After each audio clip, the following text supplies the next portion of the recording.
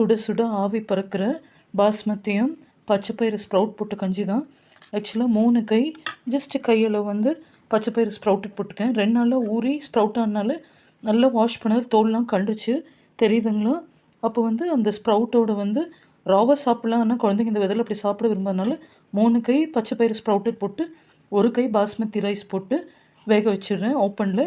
அது கூட சீரகம், இஞ்சி துருவினது, பச்சை மிளகாய் போட்டுடுறோம். இதனோட நல்லா கெட்டி தயிர் போட்டுக்கிறோம். இஷ்டப்படுறவங்க தேங்காய் பால் போட்டுக்கலாம். ஆனால் தேங்காய் பாலும் சால்ட்டும் வந்து எனக்கு என்னமோ அவ்வளோ இஷ்டம் இல்லை. இது கூட வந்து ஊறுகாய் சர்வ் பண்ணி. ஸோ ஃப்ரெண்ட்ஸ், இந்த மாதிரி பச்சைப்பயிறு 3 கை போட்டு ஸ்ப்ரவுட்டடோட 1 கை பாஸ்மதி ரைஸ் போட்டு பாருங்கள் எவ்வளோ அழகாக சர்வ் பண்ணி கொடுத்துருக்கேன். இந்த மாதிரி இதோட திக் கர்ட் சஸ்பென்ஷன் போட்டு பிக்கல் வச்சு சாப்பிடுங்க.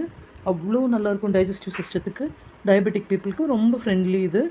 ஸோ உங்களோட கிளைசமிக் இண்டெக்ஸும் நார்மலாக பேலன்ஸ் ஆகும். இந்த மாதிரி சாப்பிட்டு பாருங்கள். வயிற்றுக்கு எதமாக